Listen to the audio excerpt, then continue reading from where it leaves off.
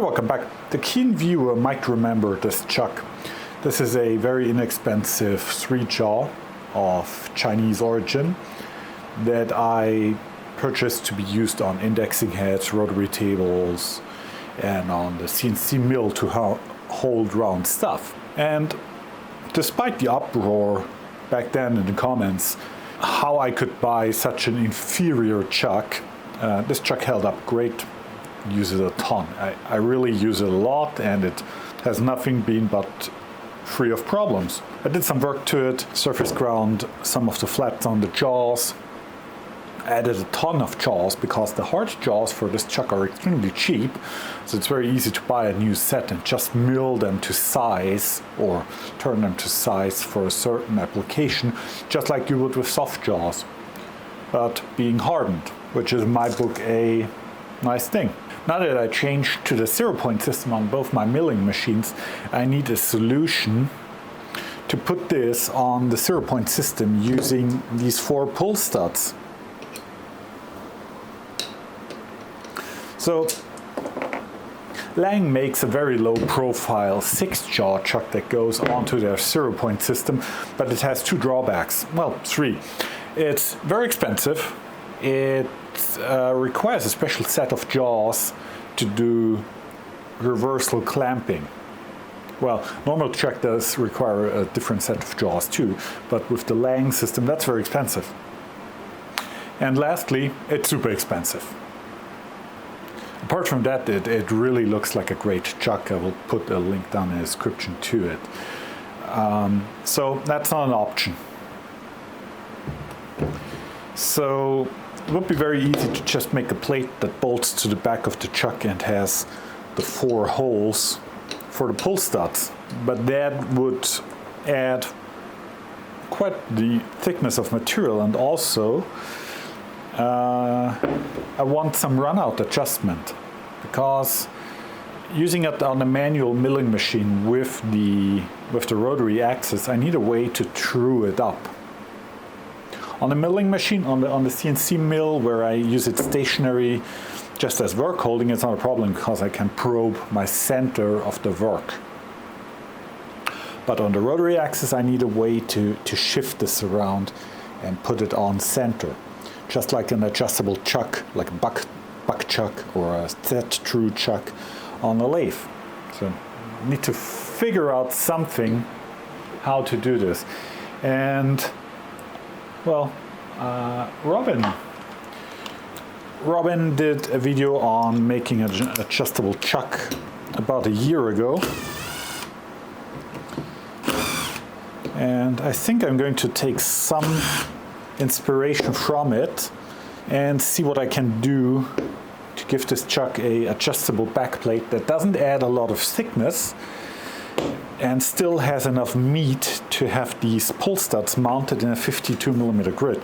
I cut a 52mm square of paper to visualize the position. The corners show me the position of the pull studs, and that's a problem because these pull studs will sit exactly on the edge of this recess in the chuck. So that's a problem.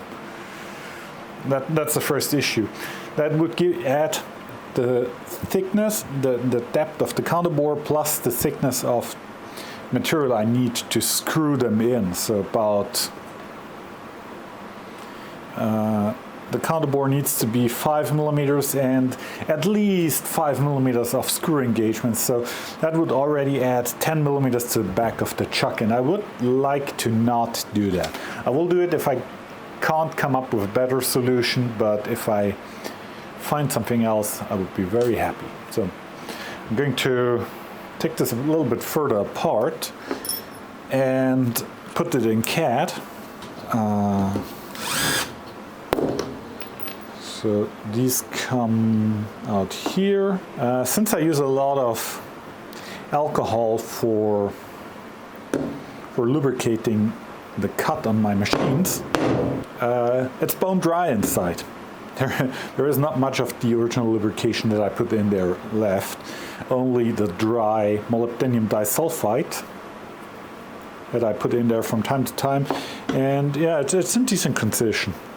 I will clean it up and put it together with more of the molybdenum disulfide, but I'm not mad. There we go.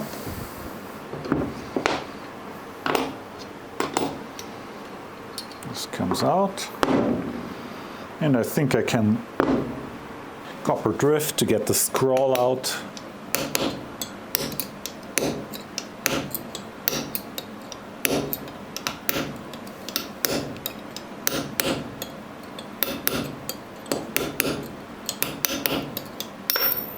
Boink. And this will make it easier to measure everything, the diameters and the position of the cross hole here, to put it into CAD. Then you probe the top of the part like this. Well, like this. Then you probe the lower and upper dead center of the bore, and you get all the information that you want. So you get into contact, it's spring loaded, and then you just slide until it beeps. That means that it found the lowest point. Now we go in the other direction, upwards.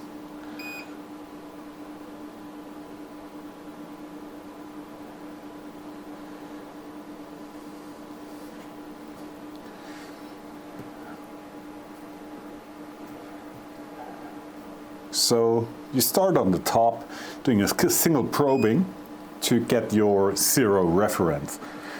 Then you go into the bore, you touch off, give it some spring preload. This slider here is spring loaded. Then you slide the part until the probe tip goes through the lowest point of the bore. Then you do the same thing on the other side.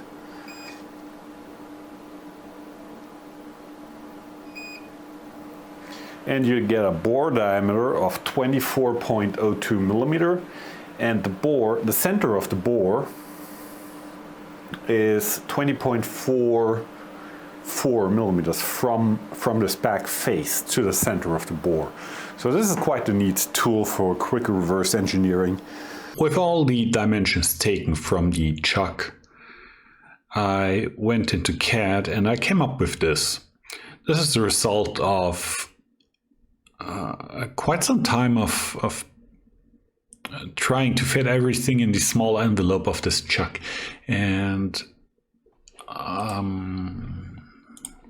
when I isolate the body of the chuck, you might be able to understand what I mean. There is a lot going on by default in this chuck, and I'm adding some features, and I'm removing a bunch of material back here to make all of this work. Let's look at what we... So let's go through it. This down here is the Lang 0-point plate. This is just the 3D model as supplied by Lang. We have the chuck body in green. That's the original chuck body, just slightly modified. And we have in red, this is the new back plate for the chuck. This is where the 4 0-point studs interface. And this is bolted through from the front of the chuck into the back plate. This chuck was not a front mount chuck when I bought it. I drilled through and kind of bored the front to a set M6 screws to go all the way through. There is enough meat there to do that. And this yellow ring out here, this ring that's highlighted now, this is just an addition to give me more meat, more material, to have those small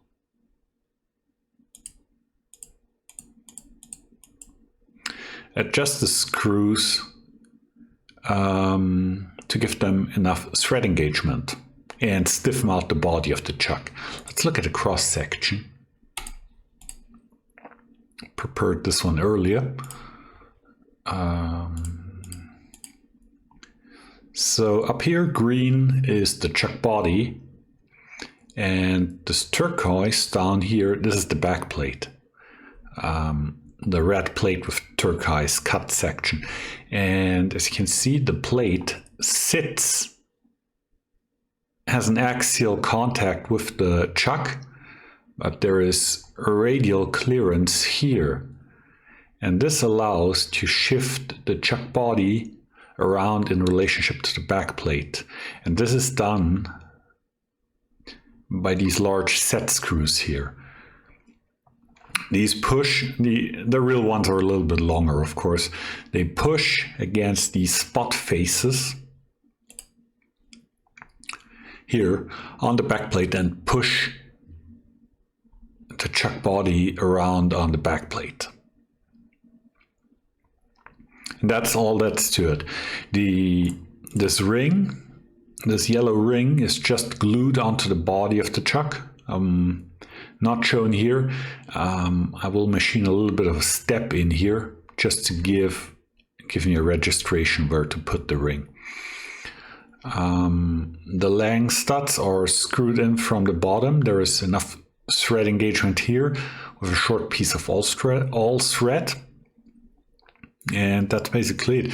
And while I was at it, I also noticed that I can open up the through bore of the chuck to like 25.5 millimeters without losing much strength. That was not a problem. I think it started out at 22 millimeters and I was able to bore it to 25.5-ish. This allows me to run 25 millimeter stocks through it. Okay, let's go into wireframe. My main issue was, since the chuck is mostly on a 120 degree indexing designed, but the backplate is all 90 degree indexing because it had 4 pull studs and 4 adjuster screws. The chuck has 3 mounting screws, 3 scroll bores here, and it just did not want to line up very nicely. I got intersecting cuts all the time, and this is the best I could come up with. Let's remove the body. As you can see, this clearance cut here almost intersects with the thread. The chuck mounting threads get awfully close to the pull stud threads, and so on and so on. It's really not very nice. And also I wanted the adjuster screws here, the large set screws, to be on the same quadrant or on the same angle setting as the pull studs, just so when you put it down on the lang plate, the adjuster screws are not facing some random direction. So yeah, this is let's pull all back in and go back into the section view.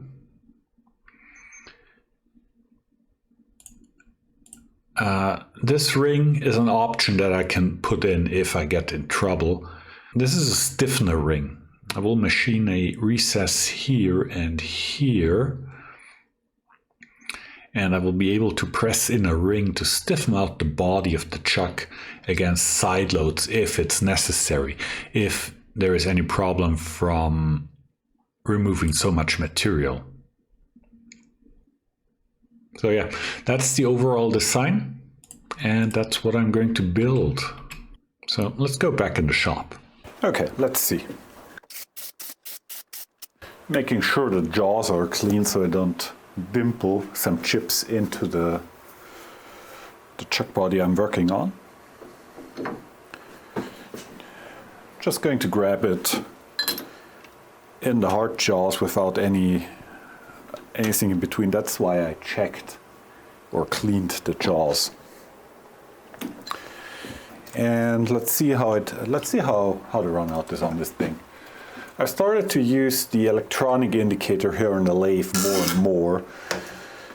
I put it on a stand behind the lathe, And I really have to say I like it because it can be a super sensitive 0.05 micron per division indicator, or it can be a 20 micron indicator per division. So it has a huge range of resolution that you can set it to, and I started to really enjoy that for general work. Didn't expect it to work out that well. I'm going to check the radial runout and the facial runout, or the axial runout too. So I'm on the upper scale. 0 to 3 is 0 to 30 microns. So it's basically 0.03 millimeters up here. Let's see what we get. We get minus 15 micron and plus 20 almost. So let's see if we can play with that a little bit to get it a little bit nicer. Doesn't really matter because, well, it will be adjustable, but let's do it as to move it a little bit at this point using the adjustment of the chuck, and a little bit here. I'm always finding the lowest spot and I'm splitting the difference to the highest measurement that I had before. With a little bit of finagling, I got it to somewhat in the 5 micron range. Let's go one division higher to using the lower scale from 0 to 10 micron. So now it's almost direct reading. Let's have it spin very slowly.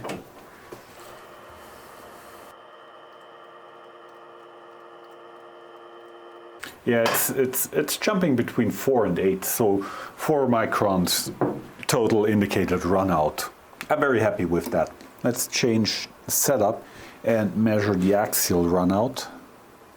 I'm hitting some low spots on the screw heads, so I'm moving a little bit more inwards. I'm on the 30 micron scale again, 0 to 30 on the upper one. That's pretty good. Let's go to 0 to 10, 0 to 10 on the half scale.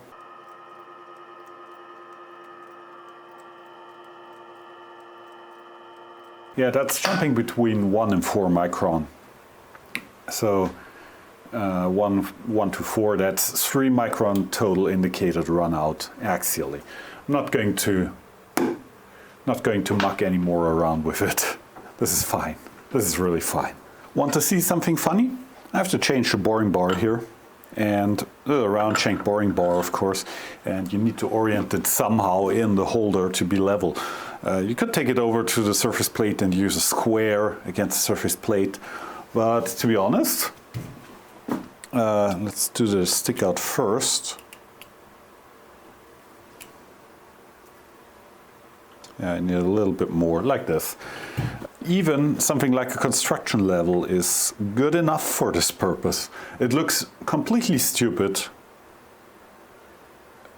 but a construction level in decent quality, well, this one is the cheapest one I could find. A decent construction level is 0.5 millimeters per meter.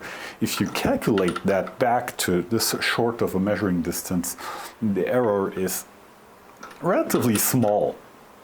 And I can prove that to you. We're over at the surface plate, and I have the boring bar with the flat that we used to align it. And I have a small die maker square here. Let's see what we get. Let's move this up like this. Try to get it in focus, and then I will put a light source behind it, and we will see the light gap between the square and the boring bar. And there's really not much. Let's get a piece of, so this is a piece of 40 micron shim stock. Let's see.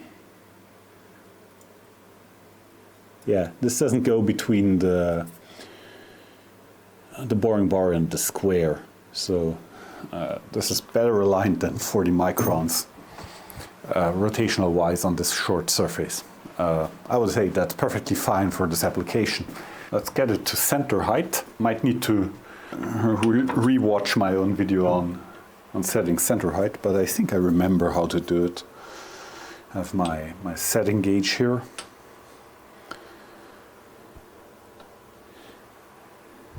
And this is a negative insert boring bar. Before I do that, I want to change the insert.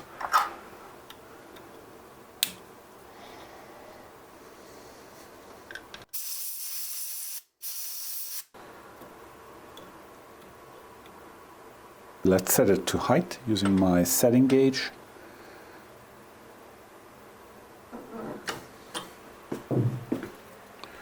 And we're good to go.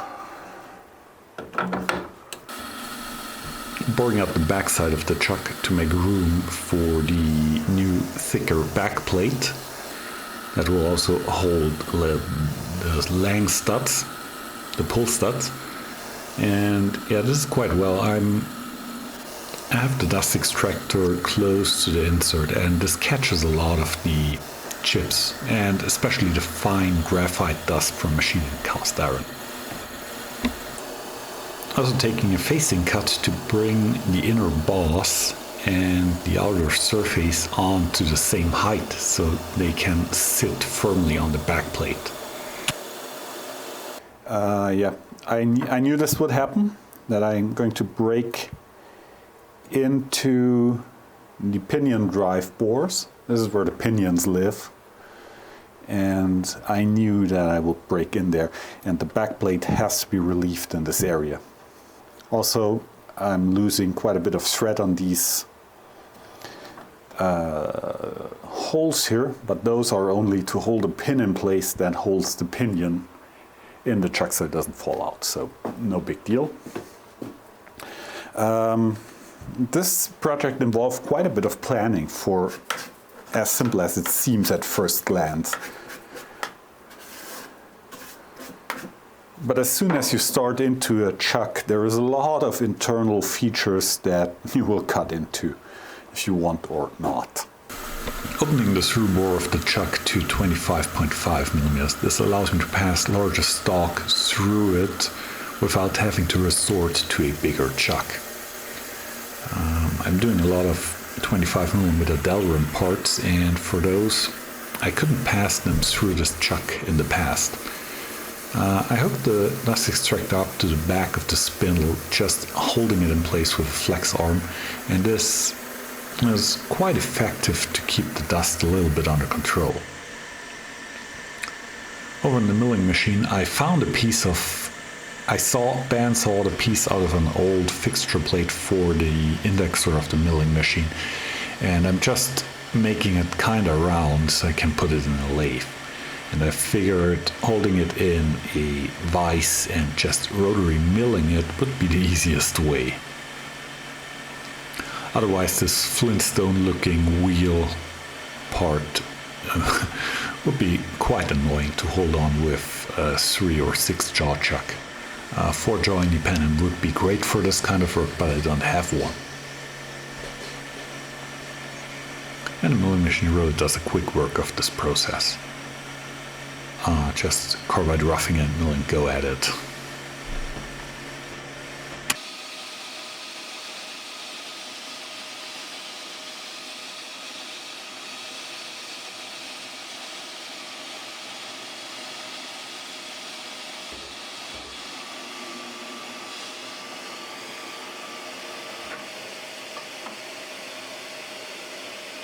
A whole lot of cast iron chips later, I took this Fred Flintstone looking cast iron wheel, milled on a rotary table a little bit of a cylindrical gripping surface, put it in the lathe, and I came up with this.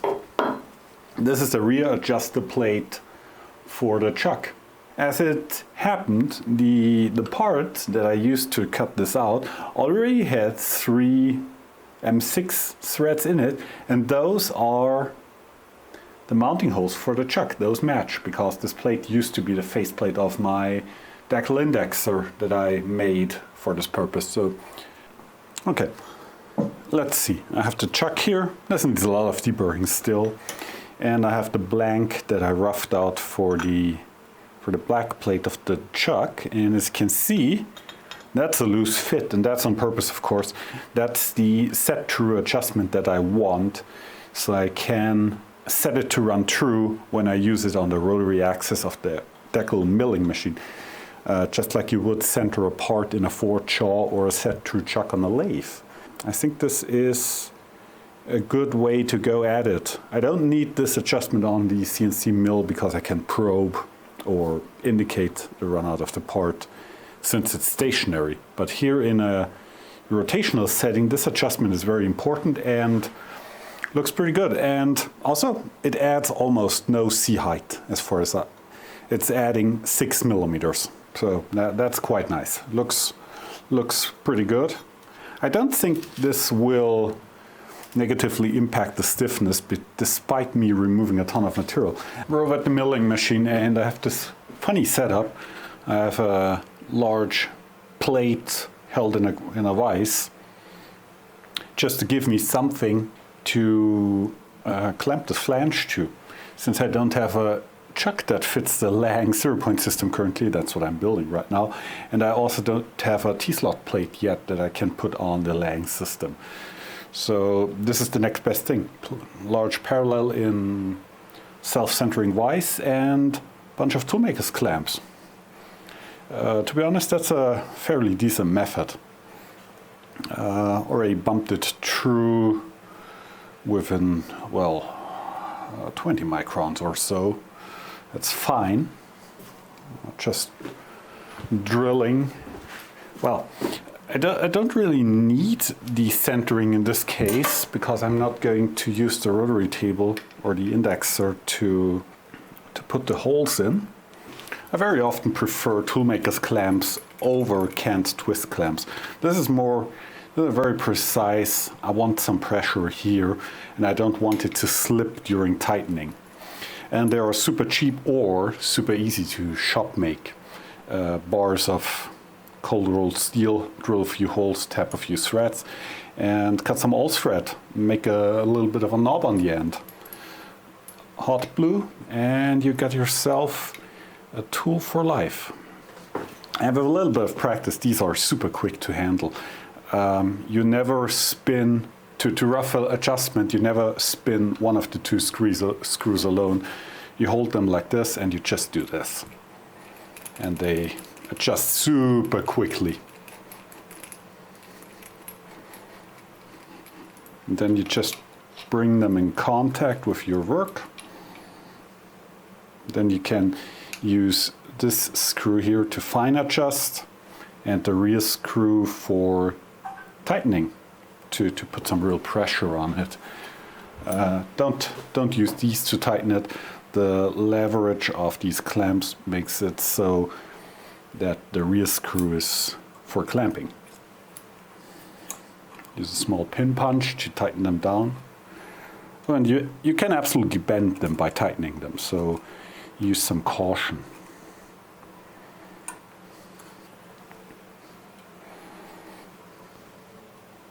But I find them quite useful because you can clamp on a fairly narrow edge without them slipping off compared to canned twist clamps. Canned twist clamps need the almost a full pad sitting on your workpiece, otherwise it will roll off the edge. Now I need to align the existing hole pattern with the mold. So let's engage the worm drive of the table to give us a little bit finer adjustment.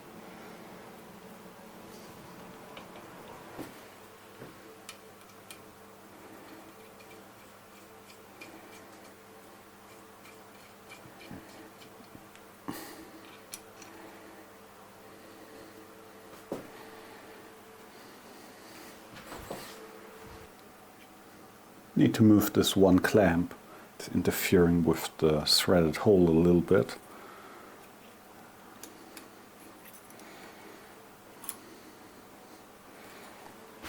There we go.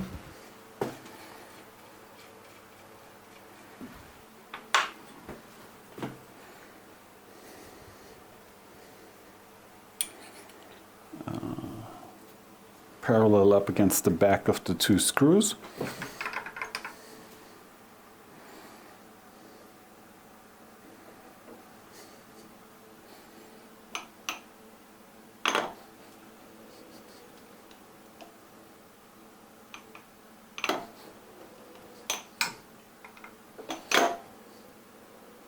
Now I can just use the X travel of the machine in combination with the rotary table to line these two bores up with the weld.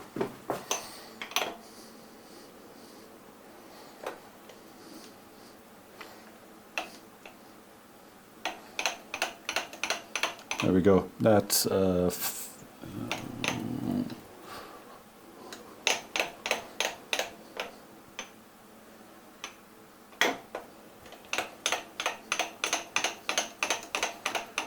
yeah, that's close to zero movement side to side. Locking the rotary table. I won't do any rotational moves when I drill the hole pattern. This is all XY movements, but I need it to be aligned. But what we need is the center location of the bore in relation to the spindle of the machine. I broke this broke, I crashed it. The dovetail that holds the DTI snapped off.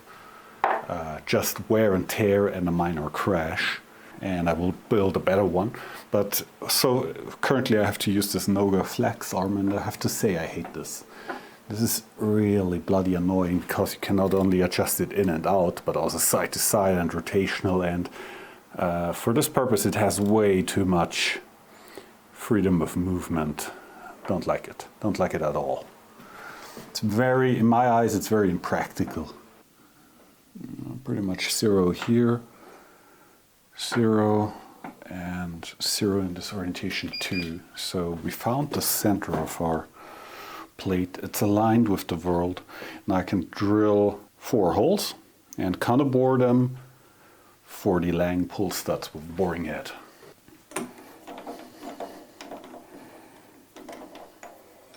That's at least the idea. Oh, I did this once, and a few people asked me the question what this is. The blue thing that I put in the spindle, that's a spindle taper wiper. It's there to clean the inside of the spindle.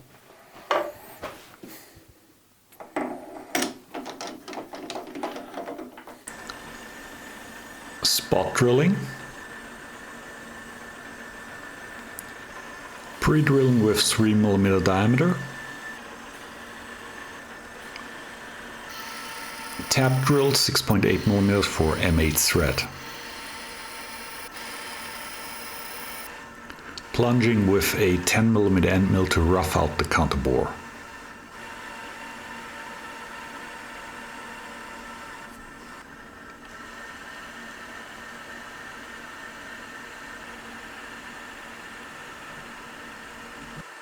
This is the joy of working with cast iron. You look like a coal miner.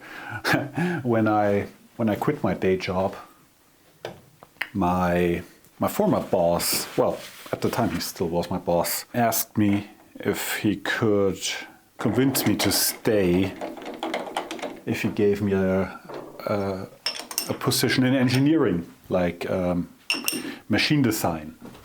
And he was already laughing when he asked me this because he knew that I would say no. Because when I don't have dirty hands at the end of the day, I'm not a happy camper. So we're using the UPA-1 boring head, I think.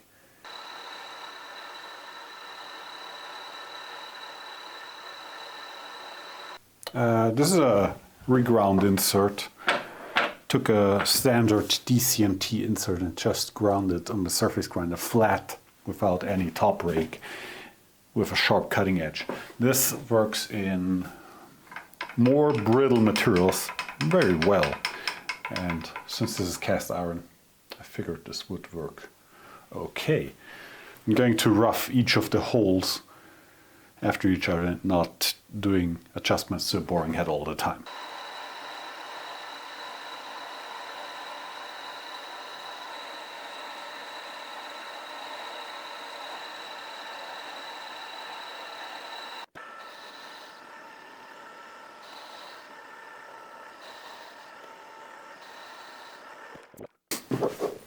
Let's check with pins real quick. 11.90. Yeah, that's a loose fit. 11.91, 10 micron bigger. That's a nice loose, that's a really nice fit.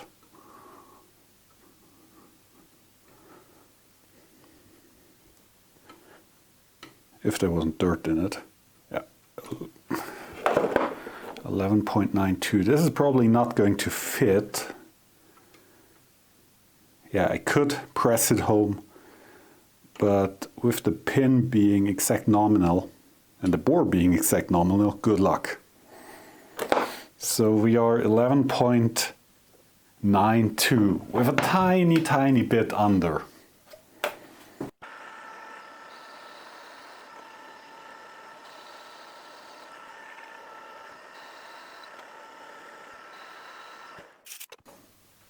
A few things that I do when I do precision boring to final size.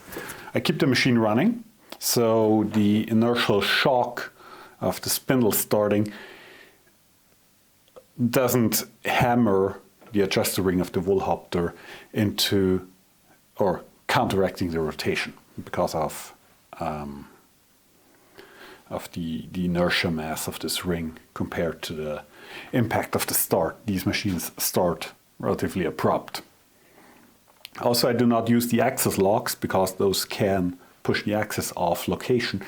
And lastly, when I move into a position for precision boring, well, I do this generally. I crank to the position until I get a reading on my DRO, and then I back off a tiny bit just so I get the pressure off the lead screw so it doesn't creep away on me under vibration, like machining. So that's basically all the little tricks for better hole locating on a manual milling machine. If you have a real jig borer, those problems are less a problem.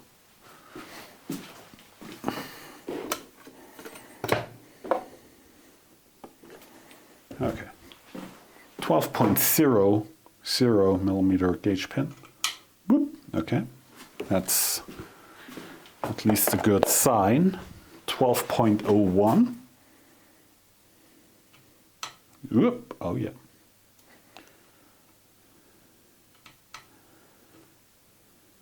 Little bit of a wiggle.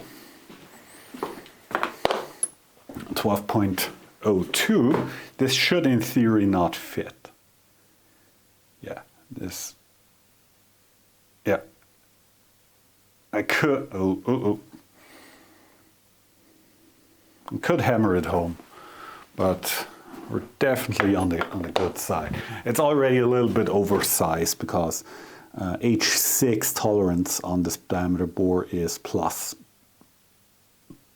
10 or 11 micron, and with a tri-mic I get 12.014.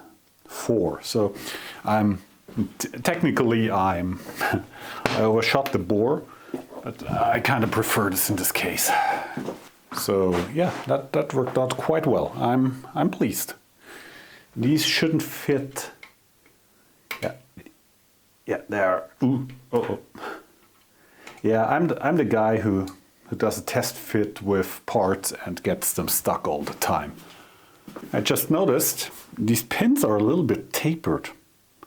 I wonder if this is on purpose. 12.01 down here, and up on the shoulder it's 12.03. If I had to bet, this is on purpose, because they are all like this. 12.01, 12.03. So that's quite, that makes sense. So they're an easy start, and then they pull themselves onto this very, very shallow taper and seat themselves. They are not really meant to be interchanged from the fixtures around. They are meant to stay in place. So yeah, that makes sense. Interesting. Okay, let's do the M8 threads for the pull studs. Have a 6.8 millimeter drill just to align the whole mess here. And I'm just clamping this thing down with a single clamp.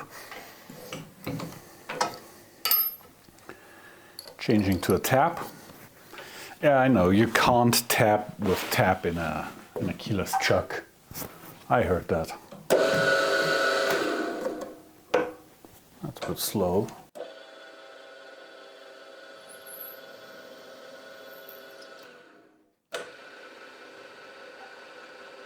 Weird how that works.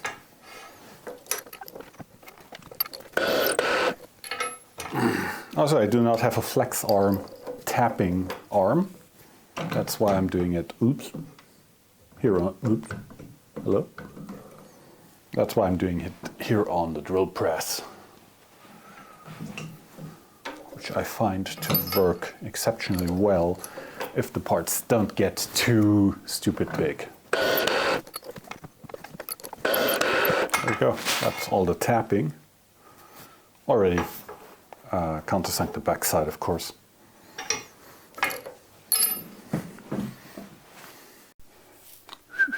Okay, let's do a quick check. I have the back plate screwed in the studs. They are not really torqued down. I just put them in and tighten them with a wrench. So let's tighten it down and see what's the runout. Just to give me an idea for future projects how well this works directly by making it on a manual mill. Click, click, 30 Newton meters. I really need to buy a torque wrench here. Let's see what we get runout wise.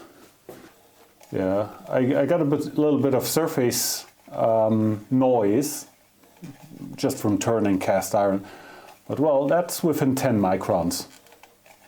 That's perfectly fine. That's really nice. So that gives me the confidence for future projects when I need to make something that runs true on the laying plate. I can directly make it and don't necessarily need adjustment. In this case, I need the adjustment because my interface to the workpiece is a 3-jaw chuck. And here I need the adjustment like this. So yeah. That's really looking good so far. This is the freshly machined backplate with the Lang studs just almost pressed in all the way. And as you can see, we have our adjustment range. And I ordered some fine thread set screws. These are M8x1 fine thread set screws in a hardened condition, 45H, and they will sit in the chuck body here radially and press on this back flange and push it around. But the keen observer might notice that the wall thickness here is almost a choke compared to the thread, and probably would just crack if we put these set screws in here and tried to push the flange around. So I figured I take a chunk of cast iron and we machine a ring out of it. That's a shrink or press or Loctite fit on the chuck body.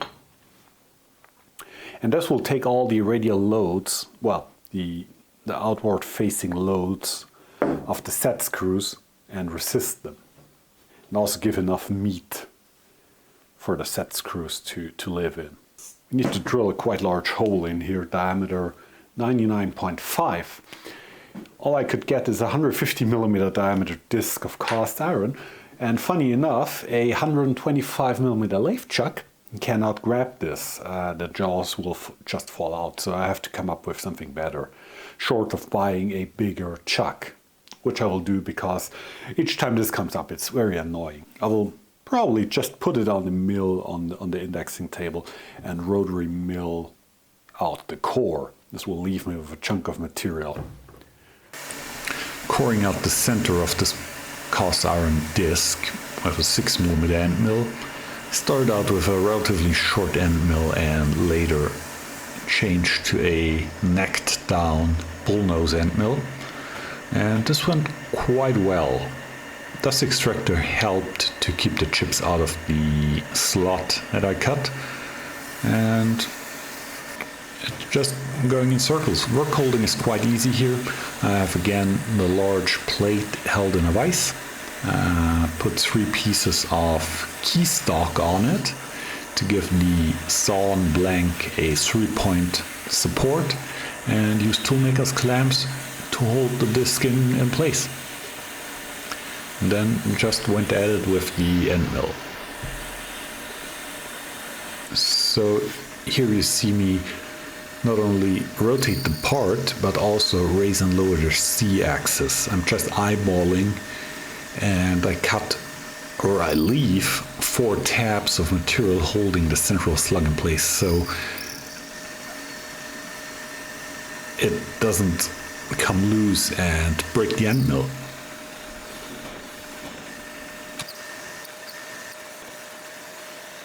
Okay, this should do fine. Okay, that was way easier than I expected. So here is our ring and a cast iron slug that I can use for something else.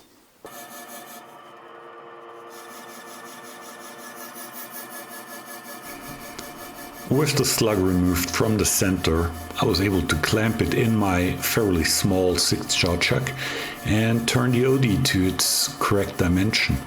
And continuous cast iron stock does not come in a lot of different dimensions, so I had to remove quite a bit of stock.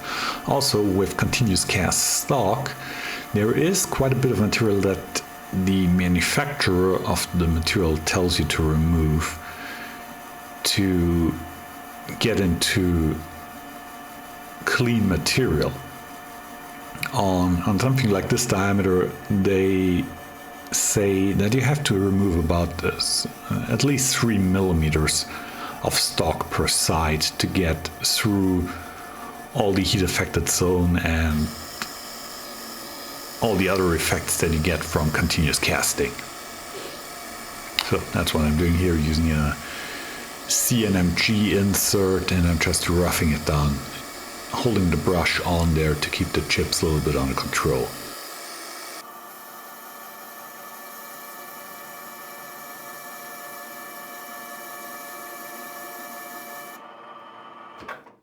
And that's the first side of the ring done. Now we can flip it around, grab it on the outside, finish it to thickness and turn the ID.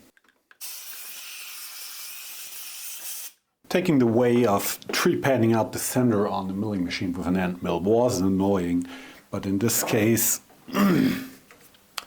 the most reasonable solution to be able to clamp this thing in the lathe. Now I'm holding it from the outside since I turned it down to the correct diameter, and I'm boring the ID that was just rough milled to a precision fit, to a sliding fit on the chuck body.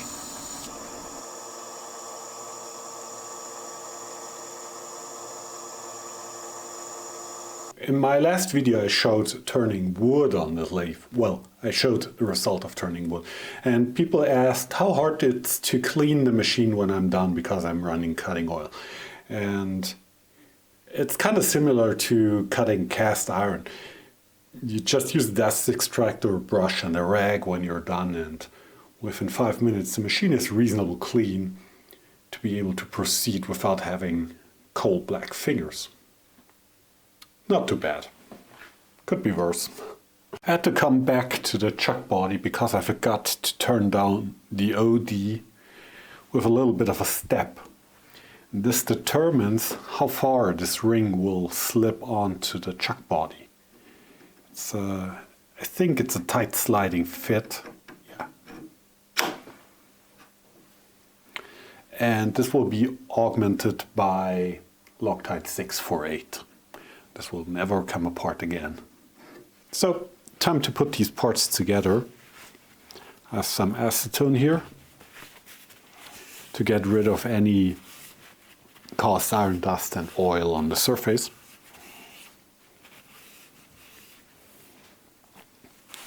this ring.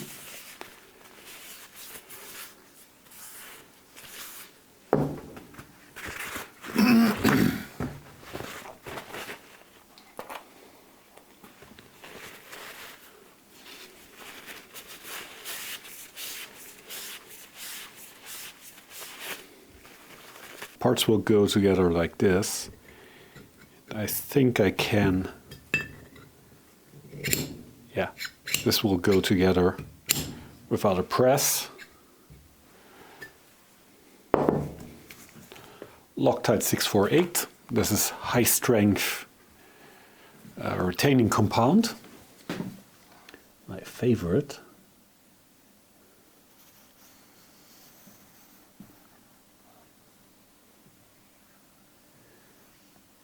This stuff is fairly toxic, so there is a reason why I'm wearing gloves. You can generate kind of a sensitivity to it when you get near it or touch it.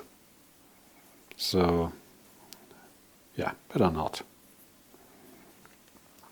Putting on gloves takes a few seconds and won't hurt.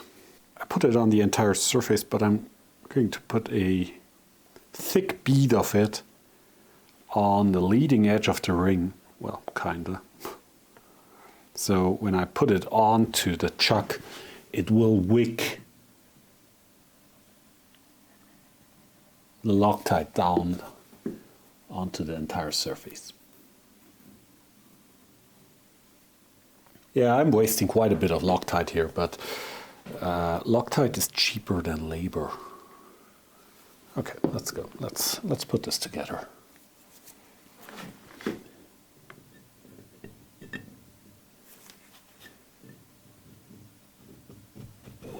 There we go.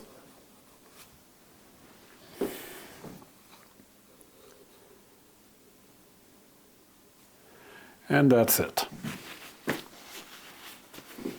Going to leave all the excess Loctite. Going to wipe it down once it has set, if something needs to wick into the joint. Surface grinding the back plate parallel to the front face.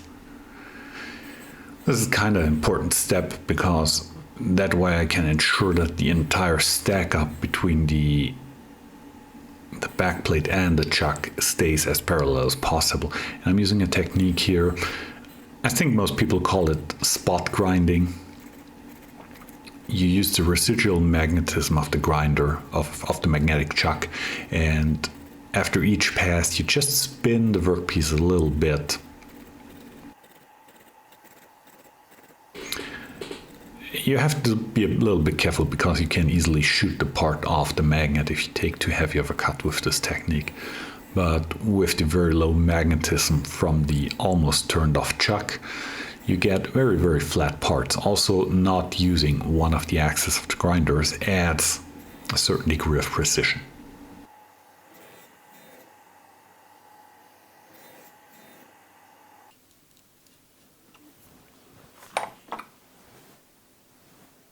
So this is a way to grind parts very flat without having a flat spin unit. Flat spin would be a rotary table that's driven for a surface grinder. Robin Renzetti recently built one. If you want to have a look, you better go on Instagram and scroll back in his Instagram feed and you will find it. And it's a beautiful piece of equipment that he shop built. And yeah, I don't have one, so I'm relying to spot grinding. Means use only one axis of the grinder for traversing under the wheel, and you rotate the part. And the part is only held with residual magnetism. So you almost turn the magnet off, so you can still spin the magnet, the part on the magnet. And that way you get extremely flat parts, and also you get this funky crosshatch pattern, which to my eye really looks beautiful. I really like this look.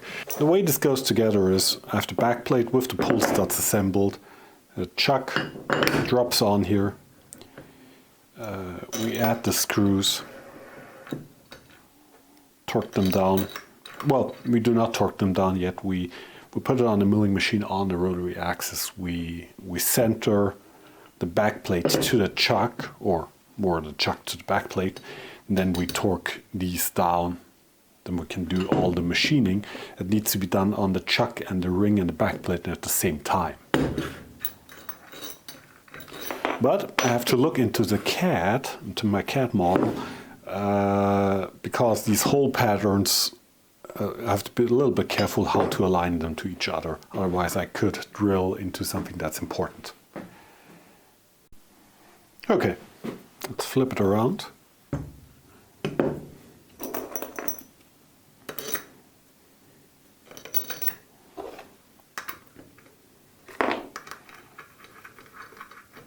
This starts to look like a thing. I think I made a thing. Hehe.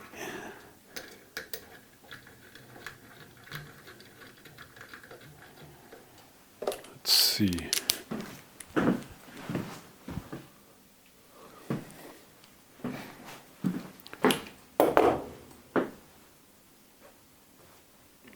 Okay, now we can put this all on the milling machine.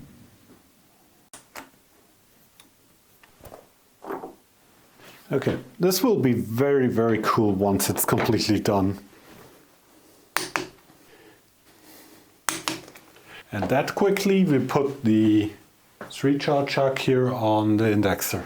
My hope was I'm being able to bore these holes with the horizontal spindle, but I can't raise the Z-axis far enough. So I tilted the indexer by 90 degrees, and I'm using a vertical spindle. I'm currently lining up in the Y-axis using a dial test indicator. Let's see, let's find the low spot here. 0. Go to the back.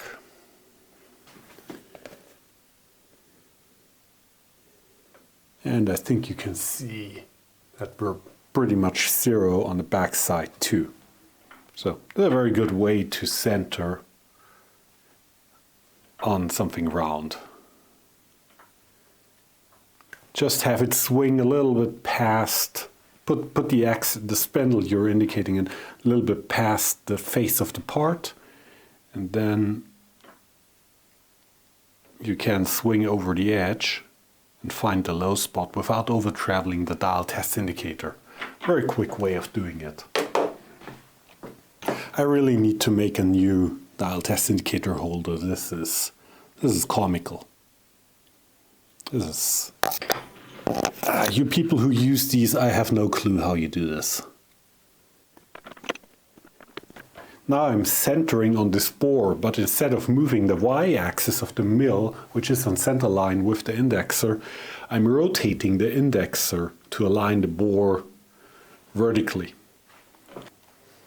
I've finagled with the indexer long enough to get it to 10, needle jittering, and over here it's 55, so let's drop this in half.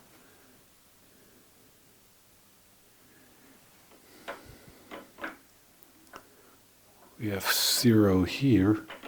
And we can 0 it here too by moving the x-axis in the right direction.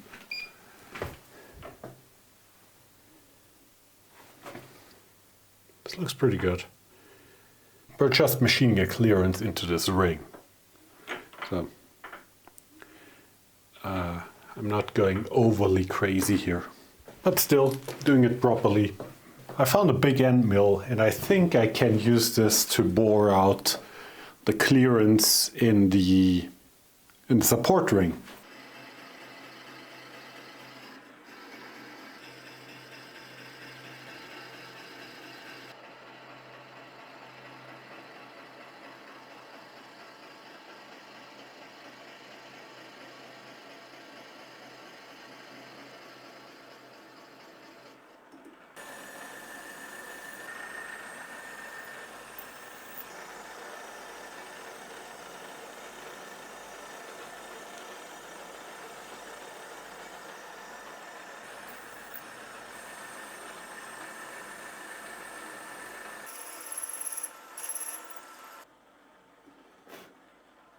I encountered a problem. The M8x1 tab that I intended to use, at some point in time I removed the lead-in because I needed a bottoming M8x1 tab, and I figured it would be fine to tap these holes, but turned out it acted more like a drill or an end mill, and it just machined a 8mm hole without a thread. So that's bad. After some cussing, I set off to the computer and I figured out that I can also fit a M10x1 fine thread into it. Bigger thread, bigger good anyway. I just have to order bigger set screws. Yeah, that's annoying.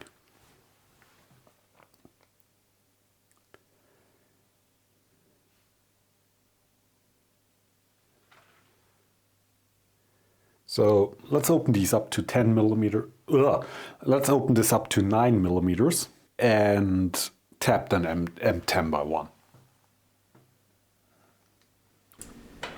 To go from a M8x1 thread to a M10x1, I need to open up the holes to a 9mm diameter. That's because tap drill is nominal diameter minus pitch, and I happen to have a 9mm end mill, which is quite rare. And this also allows me to put the spot face all the way in there onto the back plate. So, kind of good solution.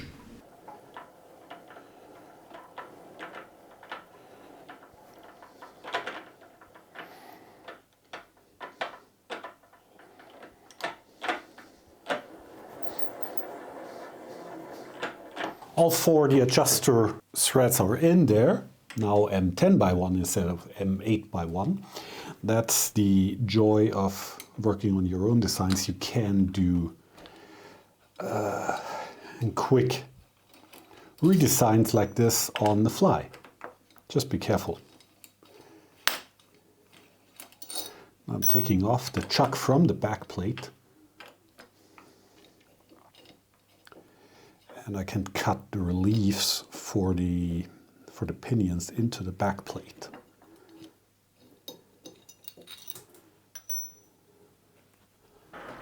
So here I'm plunging the relief cuts for the pinions .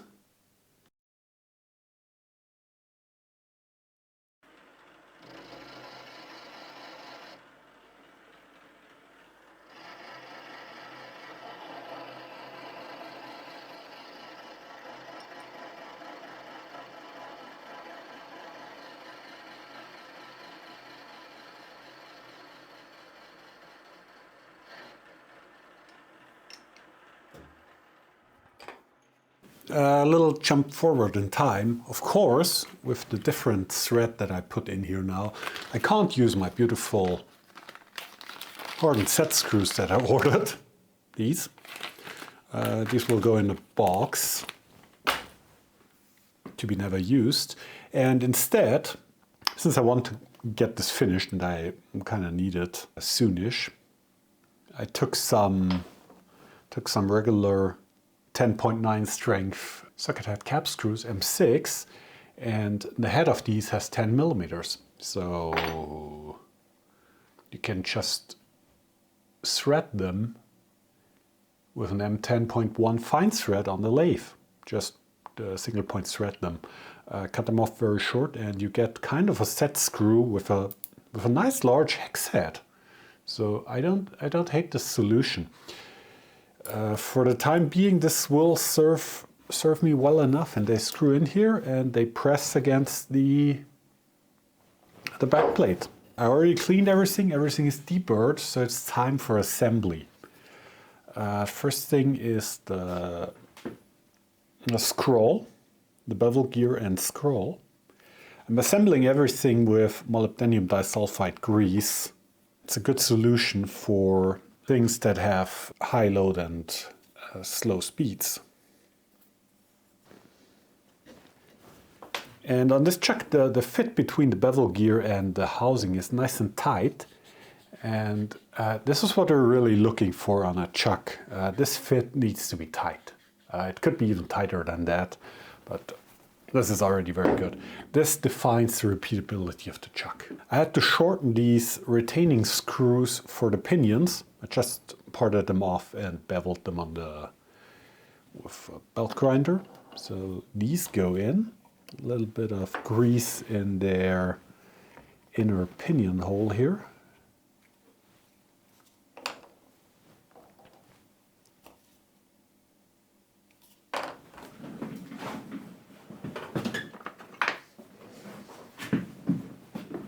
I have one of these stubby brushes, and I'm just brushing on some of the grease onto every surface, leaving a very thin coat so it doesn't attract every piece of chips or dust in the shop.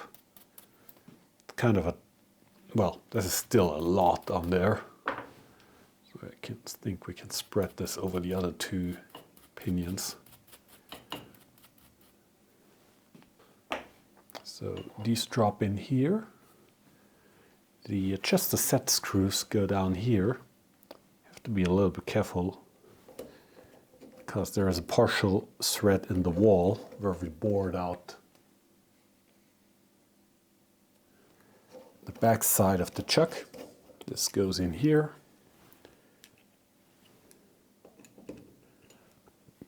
It would help if we put the pinion in first. These need to be flush with the surface here because this is where the backplate will slide on. This goes in here. This drops in here. I machined the back side out for a stiffener ring here, but since I need the chuck soon, I will leave it out for now and probably forever. But there is always the option to come back and make a ring that presses on here between the outer and inner part of the chuck to stiffen the entire body. But since I added the large ring on the outside, which won't do as much as a ring on the inside here, I'm not sure if that's necessary. Time will tell. It's probably a big nothing burger. So let's add some grease onto the sliding surface here.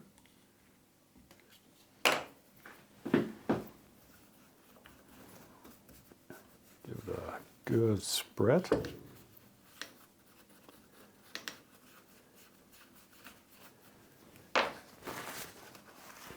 Wipe down the excess from the side walls. This part is clean. I already mounted the pull studs. These are already torqued. This goes together like this. Long screws. The screw hole in the chuck are big enough to allow for the movement necessary for the fine adjust. Also, we've got a ton of screw engagement for these M6 screws in the back plate.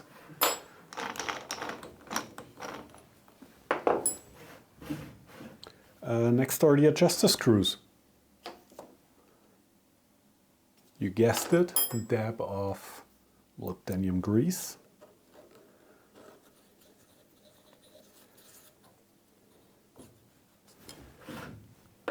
Put them in all the way and then back them off.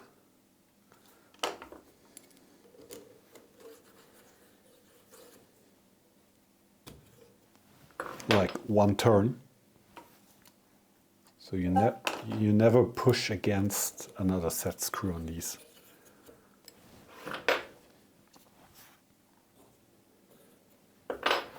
Okay, torque these 4 screws down with 10 Newton meters. I think I can hold this. Yeah, that's not a problem.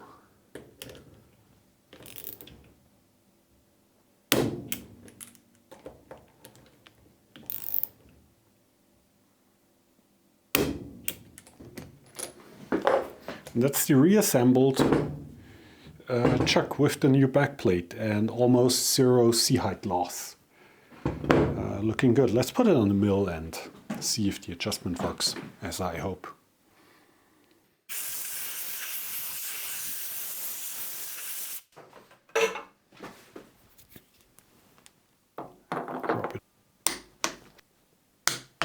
I clamped up a ring gauge because I know it's round and this will make indicating a little bit clearer.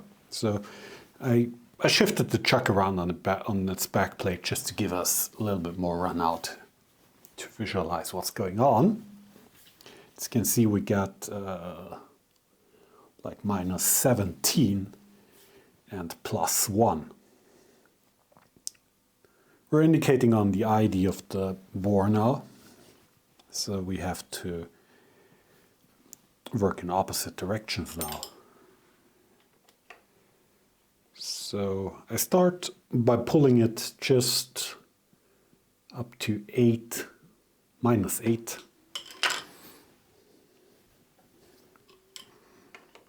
In both directions.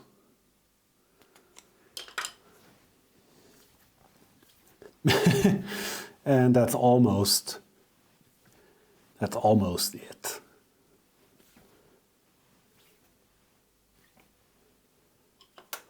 A little bit like 5 micron.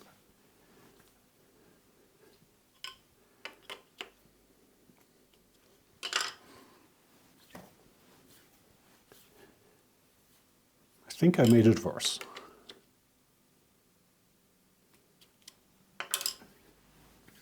Yeah, that's looking good. That's within 10 microns.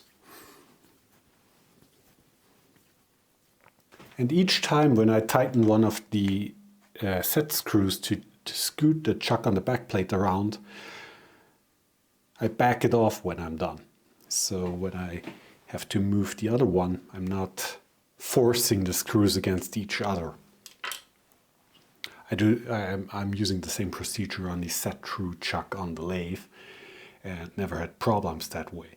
That also means that the chuck is only held by the 3 screws and not registered against a hard stop. So if you're doing a really heavy cut, you of course can put all 4 screws into light contact with the back plate, and you will be sure that it's not be able to move. You can even tighten them all with a torque wrench if you want, but I don't think it's necessary most of the time. So yeah, that's the adjustable Lang chuck. Time will show how it holds up and how it will wear, and yeah, if this design proves to be useful. Well, I'm very sure it will be useful, but if it proves to work the way I intended. Let's put it on the CNC mill just for fun. Because the CNC mill is the reason for me trying to make this chuck as low profile as possible, or adding as little C-height as possible. I don't need the runout adjustment on the CNC mill when I have it on the table, because I'm probing the ID of the part anyway. Yeah, that's the super cool part. The ease and speed of changing between setup tools. If I want to use a vise now, just drop it on, torque these 2 screws and be done. Over at the CNC, already loosened the screw for the vise on here. Make sure the fixture plate is clean. And we can drop it on here.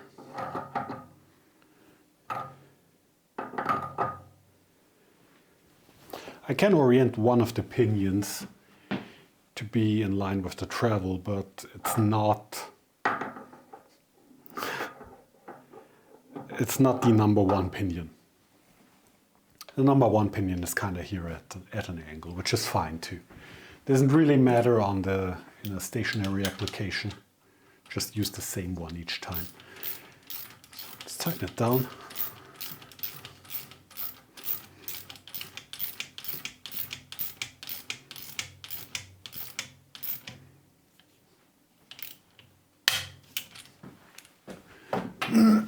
Drawback on a multi-station fixture plate here. This chuck is too wide to be placed on the outside and still have room for a vise. So that's a little bit of a drawback of this design that I have chosen. But there's always a problem. So yeah. this.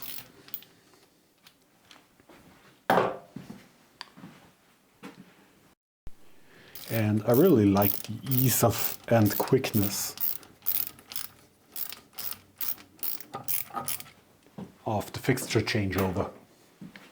So I think this is everything that has to be said about this LAN compatible adjustable chuck.